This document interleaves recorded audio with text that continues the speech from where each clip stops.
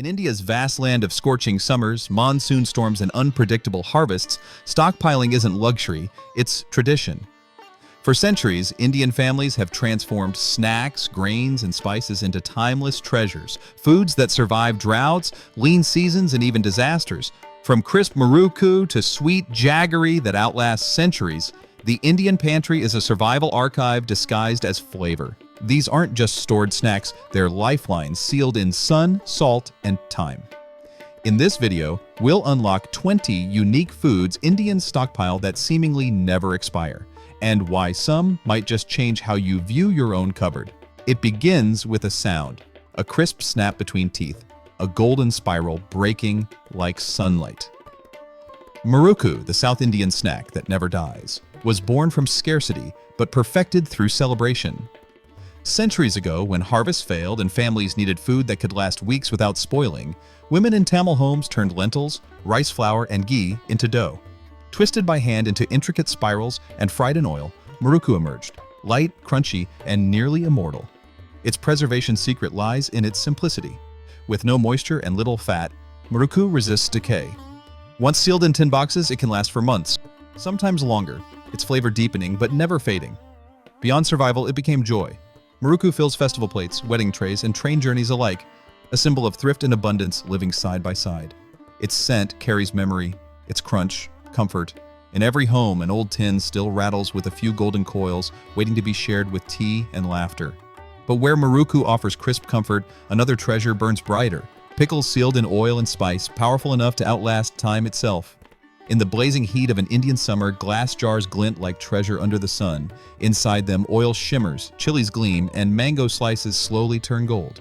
This is Indian pickle, or achar, food that refuses to die. Long before refrigeration, when the monsoon threatened to spoil harvests and desert heat stripped freshness in hours, Indians found a way to outsmart time itself. They turned preservation into ritual.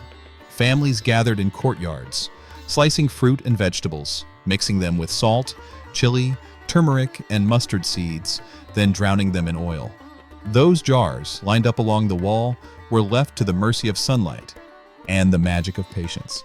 Its preservation secret lies in the perfect trio of oil, salt, and sun. Oil blocks air, salt draws out water, sunlight fuels slow fermentation that enriches, not rots. Time, instead of destroying, deepens flavor, transforming sharp sourness into rich tang, bitterness into fire. Every jar is a portrait of its region. Mango pickle in the south, lime in the north, garlic in the west, chili in the east. For Indians, achar isn't a side dish, it's memory preserved in oil. One spoonful revives hunger, travel, and home all at once. Even today, a single jar can last decades if untouched, growing darker, richer, wiser. And as the golden oil thickens and the scent of spice fills the air, a quieter kind of preservation gleams nearby. White, crystalline, and eternal in its purity. It doesn't rot, it doesn't fade, it can sit untouched for centuries and remain exactly the same. Sugar, one of India's oldest miracles, is sweetness immortalized. Thousands of years ago, Indian farmers discovered how to pull sweetness from the earth itself. They crushed sugarcane, boiled its juice in iron pots, and watched as golden crystals formed like frost under the sun. It was a revelation. A food that could travel across deserts and seas without spoiling. Sugar's secret is pure chemistry.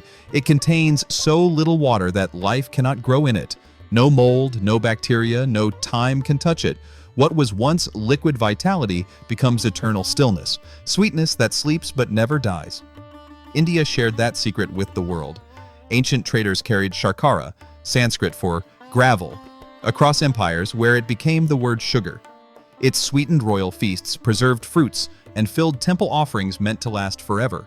In every Indian home, sugar sits quietly in glass jars, a constant through famine and feast. It guards ladus, preserves halwa, balances fire with calm. Even today, a teaspoon carries both comfort and survival, the same energy that once fueled kings and laborers alike. To taste it is to taste time, captured and crystallized. And when that sweetness fades from your tongue, another flavor rises, warm, nutty, and kissed by the ocean wind. The air smells of salt and sun. On woven mats, white crescents of coconut glisten, their edges curling under the tropical heat. These are dried coconut chips, a simple food turned eternal.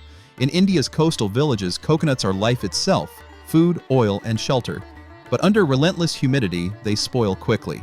Long ago, islanders learned to let the sun do what no flame could: preserve purity. They slice the flesh thin, spread it on palm leaves, and let the wind drink away every drop of water. In days, the tender white meat hardened, light, fragrant, and nearly immortal. Its preservation secret lies in dryness. Dehydration robs decay of its power. Without moisture, mold cannot form, and natural oils act as guardians against time. Properly sealed, dried coconut lasts for years, still carrying the scent of the sea. It fed travelers crossing oceans, monks fasting in temples, and families through monsoon and drought alike. Sweet yet savory, crisp yet comforting, its survival disguised as pleasure. Even now, it stars in sweets, curries, and snacks across India, proof that simplicity and endurance can share the same flavor. To chew it is to taste the rhythm of waves, the patience of sunlight, the wisdom of generations who learned to live with the elements, not against them. And as the last chip shatters softly between your teeth, the heat returns. Sharper, redder, and hotter than before. Something dry, fiery, and eternal is waiting next. They look like embers frozen in time, red, wrinkled, and alive with invisible fire. Dried chilies aren't just spice in India, they're a warning and a promise, heat that never dies. When the chili first arrived from the New World centuries ago, India fell in love.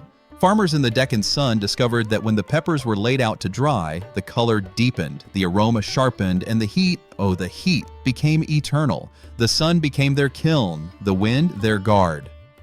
The secret lies in simplicity. Drying removes life's weakness, moisture. Without it, no decay can begin. The chili's natural oils, dense with capsaicin, repel pests and bacteria. A dried chili can outlive seasons, wars, even generations, still breathing fire with every crush. In Indian kitchens, they hang from strings like crimson talismans, both food and protection. Housewives toss them into hot oil to awaken curries, or grind them into powder that gives color to 1,000 dishes. The scent that rises, sharp, smoky, fearless, is the smell of every Indian meal finding its heartbeat. Even today, those same chilies hang from clay rooftops, glinting under the same sun that first preserved them. But from that blaze of red comes something softer, pale, airy, and weightless, a grain that floats like cloud yet feeds millions below it. It falls like rain from the winnow, white and feather light. Puffed rice, or murmura, is India's quiet miracle of transformation, where heat turns simplicity into endurance. Once, farmers roasted rice grains in hot sand over roaring fires. The sudden heat made them swell and pop, transforming hard kernels into crisp clouds of nourishment. The result was astonishing. Rice that weighed almost nothing, yet could last for months without spoiling. Its preservation secret lies in its emptiness. No moisture, no life for decay. Puffed rice is so dry, so hollow, that time itself struggles to touch it. Sealed in jars or sacks, it becomes both food and fallback. A snack that can feed a family when fields fail. Across India, it became the grain of the people. In Bengal, it's mixed with jaggery for sweetness. In the south, it's spiced and roasted. In temples, it's offered to gods as humble perfection. The simplest food made sacred, light as breath, enduring as faith, puffed rice carries both poverty and pride. It's the sound of markets, the scent of evening snacks, the taste of survival disguised as comfort. And as its last grain vanishes in the palm, something sharper lingers, white, crystalline, ancient, the most powerful preservative of all. Before sugar, before spice, there was salt, the first and oldest guardian of life. It glitters under the desert sun, gathers in pans by the sea and waits, silent and immortal. In ancient India, salt wasn't seasoning. It was currency. Empires rose and traded over it. Soldiers carried it, merchants measured it, and families stored it like treasure. Wherever it went, food endured. Its preservation secret is elemental. Salt drains life from decay. It draws out moisture from meat, fish, vegetables, leaving behind dryness where no bacteria can grow. It stops rot, seals flavor, and keeps food safe for years. No fire, no jar, no spell, just the purity of earth itself. For Indians, salt became sacred. It was Gandhi's symbol of resistance. Freedom boiled from the sea. In temples, it blesses. In kitchens, it begins and ends every meal. It is the one thing that binds all flavors together. Invisible, eternal, essential. Even today, a pinch connects the past to the present. From fishermen drying their catch on the coast to grandmothers curing mangoes in mountain villages. And as the last grain dissolves on your tongue, another golden secret waits close by. Thick, sweet, and older than civilization itself. It glows like captured sunlight, thick, golden, and eternal. Archaeologists once opened an Egyptian tomb and found honey still edible after 3,000 years. India knew this secret long before the pyramids. In its forests and plains, bees crafted liquid gold that outlasted generations. Ancient Ayurvedic texts called it madhu, the nectar of life. Villagers harvested it from wild hives using smoke and chants, storing it in earthen pots away from moisture and light. They didn't just see honey as food. It was medicine, energy, and offering. Its preservation secret is nature's own alchemy. Honey is too dense for decay. Its low moisture and high sugar pull water from any invading bacteria, drying them into silence. It contains natural acids and enzymes that protect it like a living shield. Time doesn't spoil honey. It perfects it. Over months, it darkens, thickens, grows deeper in taste, a sweet record of every flower it touched. Even today, Indian households keep jars of honey that last for decades. It sweetens herbal drinks, heals wounds, and feeds faith during fasting seasons. One spoon connects the ancient forest to the modern kitchen. As the golden light fades from your spoon, the story of survival shifts. Ahead lies no nectar, no shine, only the dry pulse of the earth itself, waiting to prove that simplicity too can outlast time. They don't look like much, just tiny circles of brown, green, and red. But dried lentils have fed India for thousands of years, quiet heroes of survival and simplicity.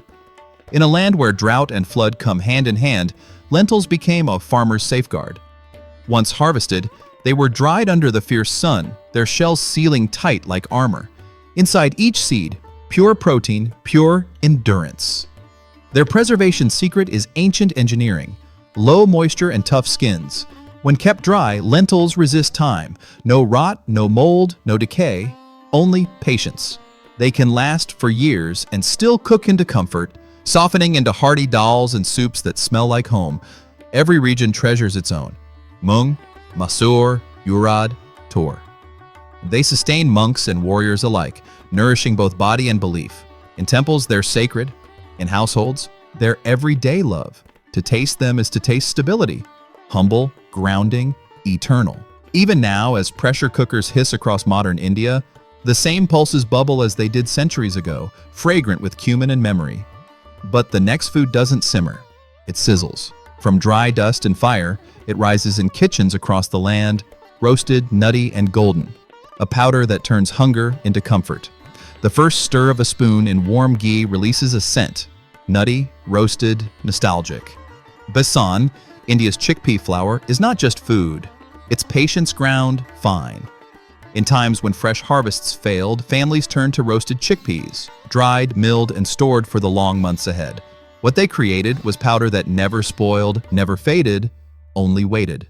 Its strength lies in its stillness. No water, no weakness. Dehydrated and dense, Besan resists decay completely. When mixed again with liquid, it transforms into crisp pakoras that hiss in oil, or soft ladus rolled in ghee and sugar, melting on the tongue like memory itself. Across the subcontinent, Besan became the ingredient of endurance. In Rajasthan's deserts, it's turned into savory gatte.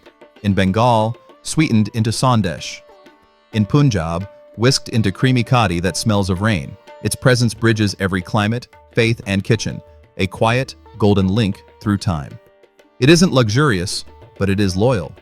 Even in scarcity, Besan feeds abundance, proof that comfort doesn't require excess, only ingenuity. Yet, the story doesn't end in powder. From its golden hue emerges a new kind of permanence, liquid, luminous, and sacred to every Indian home, a food that gleams like bottled sunlight. It begins not with a grain, but with a rhythm, palms turning, stone grinding, the scent of earth rising from the mill. Atta, or whole wheat flour, is India's oldest constant, a food that nourishes every home, every day, yet outlasts the seasons that grow it. From the villages of Punjab to the deserts of Rajasthan, families once milled their own wheat by hand, storing the flour in brass urns and clay pots. It wasn't just preparation, it was ritual, a promise that there would always be bread, always life. Its strength lies in balance. Atta's low moisture and natural oils make it resistant to time when kept dry and sealed. Stored properly, it can remain fresh for months, a guardian against hunger, turning quickly into rotis, puris, and parathas that puff with warmth and memory. Every grain tells a story of labor, of farmers who trusted the soil more than the market. It's more than sustenance, it's identity. The smell of fresh Atta dough is the smell of home, soft, nutty, human. Today, even with machines and instant mixes, families still store it the same way, tied with faith and muslin cloth.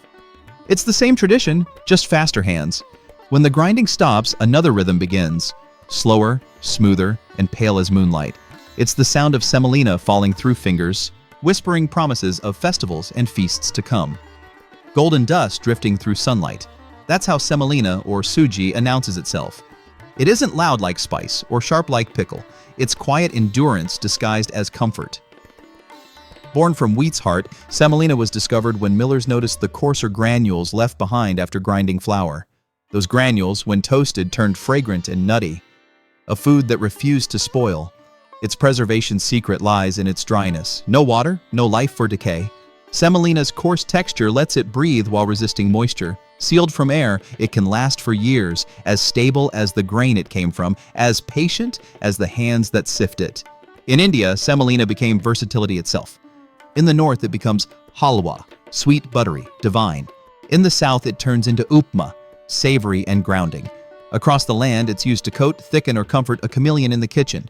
But semolina isn't just about survival. It's about celebration.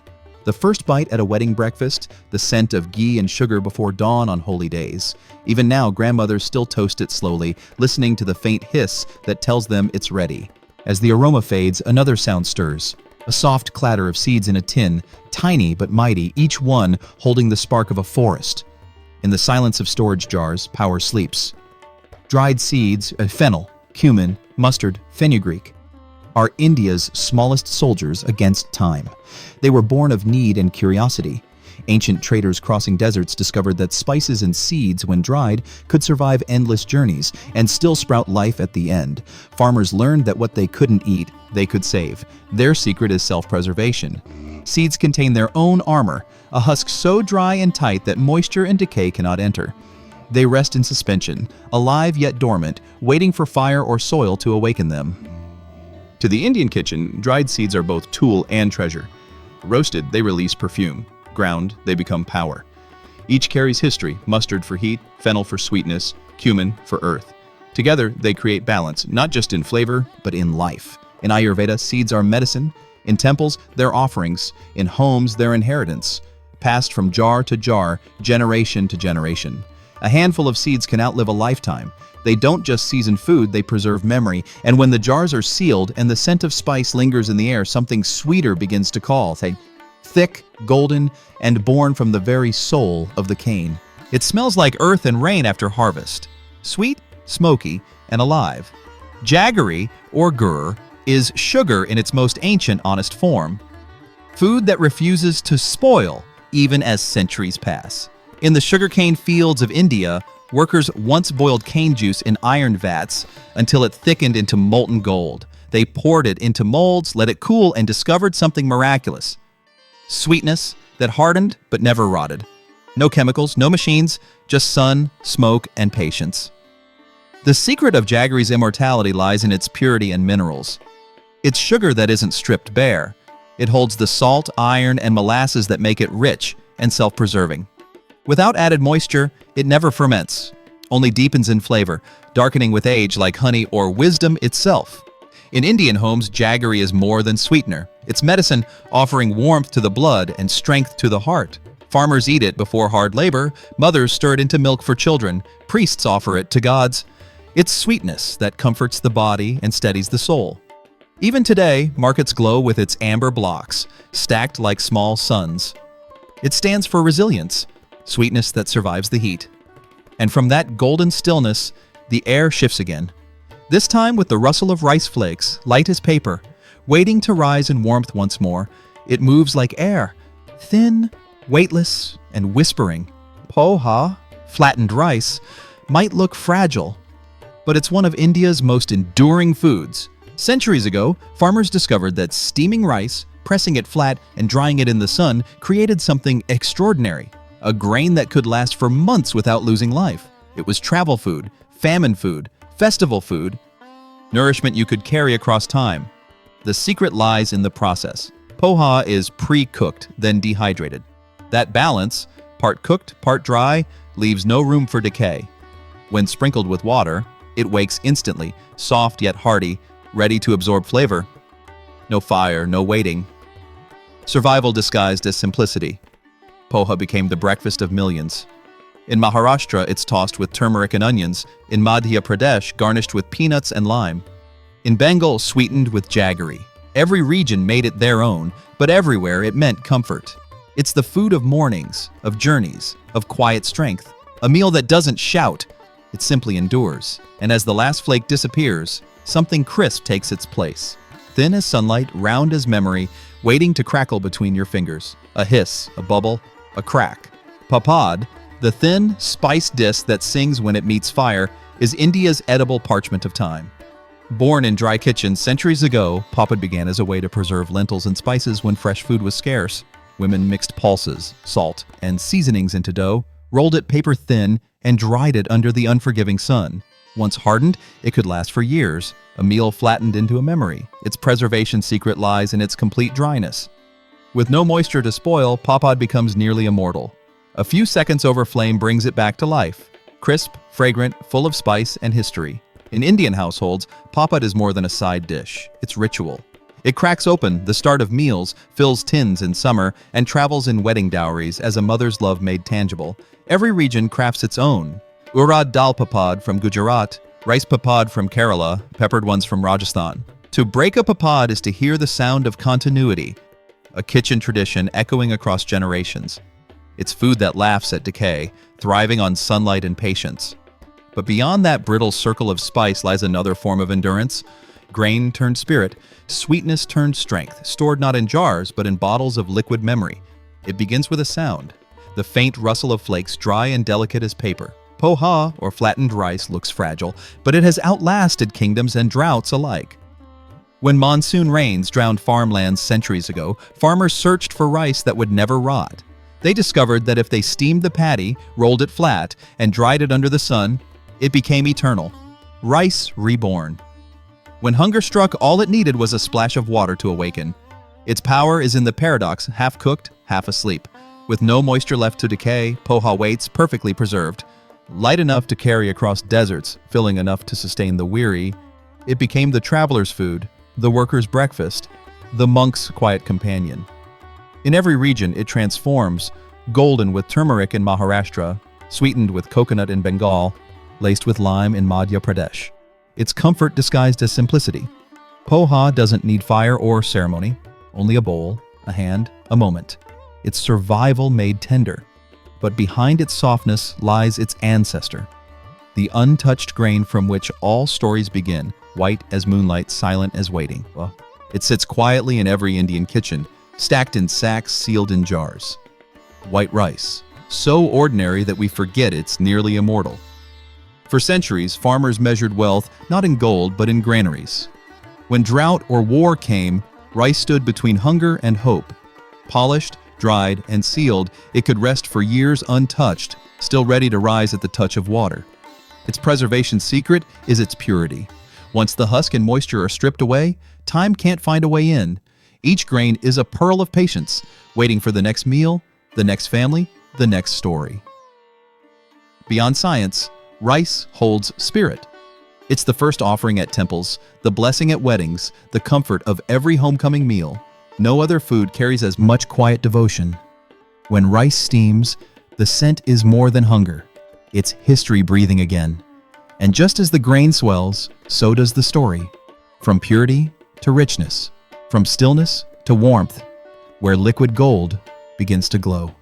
The moment ghee melts, the world softens. Golden, fragrant, eternal. It's not just butter refined, it's time distilled. Ancient families learned its secret long before chemistry had words for it. By heating butter until the milk solids burned away, they created something miraculous. Fat so pure, it could never spoil. Ghee's magic is absence itself. No water, no decay. Stored in cool darkness, it lasts decades, sometimes lifetimes. With each year, its flavor deepens. Its aroma grows warmer, a quiet reminder that patience rewards the palate. But Ghee's story isn't just culinary, it's spiritual. It burns in temple lamps, anoints gods, heals the sick, blesses newborns, and seasons nearly every meal. It carries both divinity and domesticity, purity and power. When poured over hot rice, it releases a perfume that feels like memory itself. Ghee isn't eaten, it's remembered. Yet, even this golden comfort depends on something smaller. The heartbeat of flavor that defines every Indian dish. Seeds, pods, bark, and fire. The oldest storytellers still waiting in their jars. They sleep in darkness. Cinnamon curls, cumin seeds, cloves like stars in a jar. Whole dry spices are India's original alchemy, transforming survival into flavor. Traders once carried them across oceans, their fragrance worth more than gold. Their secret? Nature built them in armor. Each spice hides its oils deep within husks and pods, sealed from moisture, untouched by time. Years may pass, yet one crush, one spark of heat, and they wake again, alive and burning. Spices preserve themselves in everything around them: meat, milk, memory. They are flavor's eternal flame. In Indian kitchens, they're rhythm and ritual. A pinch tossed into hot oil, a hiss, a bloom of scent, coriander, cardamom, cumin, clove, each announcing its century-old role. Together they build warmth, medicine, comfort, art. A jar of spices is a jar of history. Ships, deserts, markets, empires, all reduced to scent. From sun-baked grains to jars of golden ghee, India's pantry is more than storage. It's survival woven into tradition. Each food tells a story of droughts endured, seasons conquered, and patience turned into flavor. Here, time isn't feared, it's trusted. Every seed, spice, and grain carries proof that endurance can be delicious. But across the mountains, another civilization mastered a similar magic. Not just preserving food, but philosophy. How did the Chinese turn decay into art? How did they make time itself an ingredient?